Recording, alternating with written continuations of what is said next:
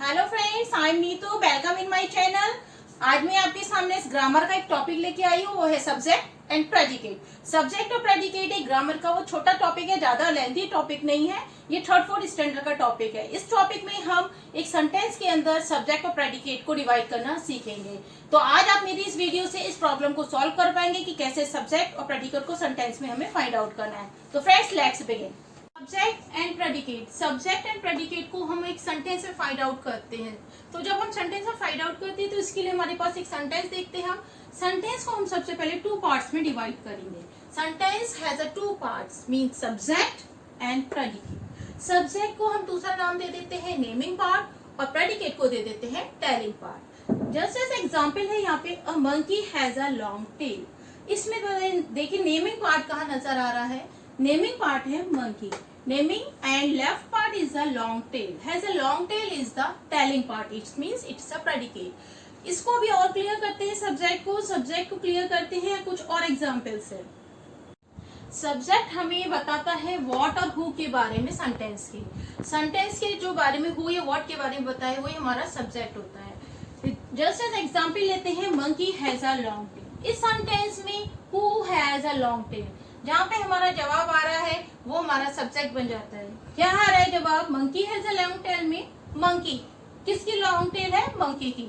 तो ये हमारा सब्जेक्ट बन गया और जो रिमेनिंग पार्ट है वो हमारा प्रेडिकेट बन जाएगा।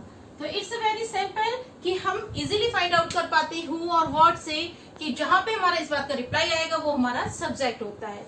सब्जेक्ट को भी हमारे नाउन और नाउन फ्रेज दोनों आ जाते हैं। नाउन तो आपको पता ही होगा, नेम, पर्सन, प्लेस, थिंग्स आते हैं और नाउन फ्रेज के अंदर हमारे एडजेक्टिव भी आता है। जस्ट एज यहाँ पर आए monkey, monkey is a noun, but यहाँ अगर हम इसमें स्मॉल कर देते हैं, स्मॉल मंकी, तो ये भी हमारा नाउन फ्रेज होगा, ये भी हमारा सब्जेक्ट होगा। फ्रेंड्स, हमें सब्जेक्ट के क्लियर हो गया है। अब हम सेंटेंस के सेकंड पार्ट प्रेडिकेट को लेते हैं।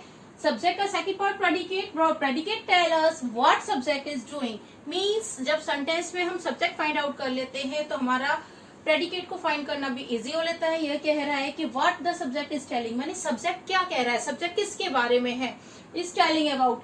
तो हम केवल उतना ही फाइंड आउट कर पाते हैं। हम इजीली इसको एग्जाम्पल के थ्रू समझ सकते हैं।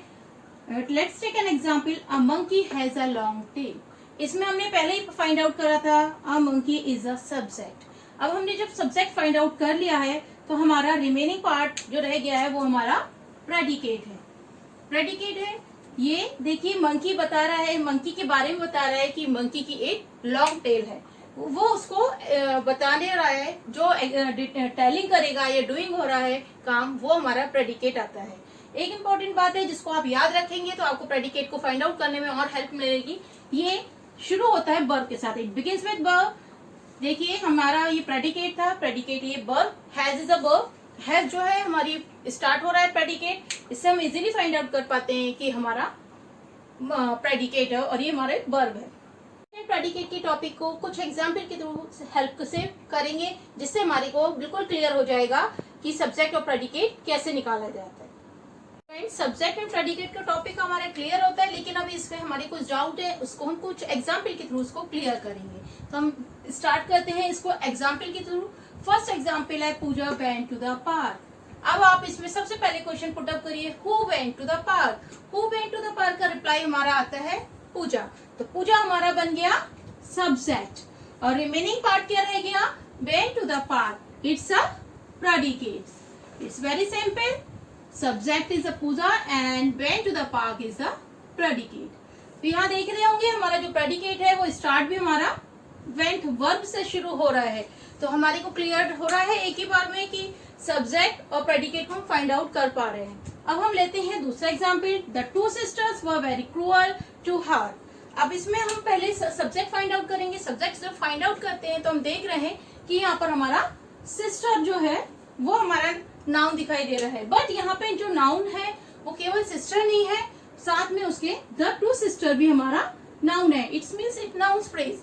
तो नाउन फ्रेज हमारा पूरा सब्जेक्ट बन गया और रिमेनिंग पार्ट वर वेरी क्रूअल हमारा प्रेडिकेट बन गया। ये भी आप देख रहे हैं, वर्ड से स्टार्ट हो रहा है, वर्ब से स्टार्ट हो रहा है, ये हमारा प्रेडिकेट हो गया। तो सब्जेक्ट और प्रेडिकेट हमारा इजीली फाइंड आउट हो जाता है। अफर्मेटिव सेंटेंस है ये, अब हमने एक सेंटेंस लिया है जो हमारा इंटेरोगेटिव है। इंटेरोगेटिव क्वेश्चन मार्क्स में आता है, जिसमें क्वेश्चन मार्क होना बहुत जरूरी होता है। अब हम इसको पढ़ते हैं। Do the elephant have any teeth. इसमें हम स्टार्टिंग में देख रहे हैं कि हमें सब्जेक्ट नजर नहीं आ रहा है।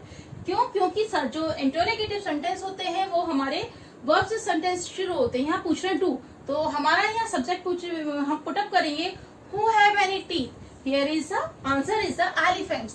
तो elephant will be the subject and do will go into the predicate. तो do and have any teeth will be predicate. तो हमारा डू और हैव एनी टीथ पूरा एक प्रेडिकेट बन जाएगा। ये भी देखिए वर्ब से ही स्टार्ट हो रहे हैं। नेक्स्ट लेते हैं हम who is your best friend. अब आप कहेंगे यहाँ तो हमें सब्जेक्ट नजर नहीं आ रहा है, लेकिन जब मैंने आपको बताया था सब्जेक्ट को फाइंड आउट करने के लिए कि हु या व्हाट से हम क्वेश्चन पुट अप करते हैं, तो यहाँ में ऑलरेडी हु नजर आ रहा है, तो ये हमारा सब्जेक्ट बन गया और रिमेनिंग पार्ट हमारा प्रेडिकेट बन गया।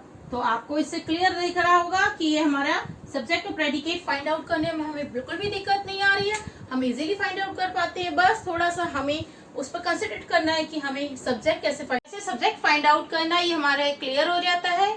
तो मेरे इस वीडियो से आपको सब्जेक्ट और प्रेडिकेट का टॉपिक क्लियर हो गया होगा। अगर ये क्लियर हुआ है तो please like, share and subscribe करना ना भूलें। फिर मैं मिलूंगी नई ग्रामर के टॉपिक के साथ। Bye bye.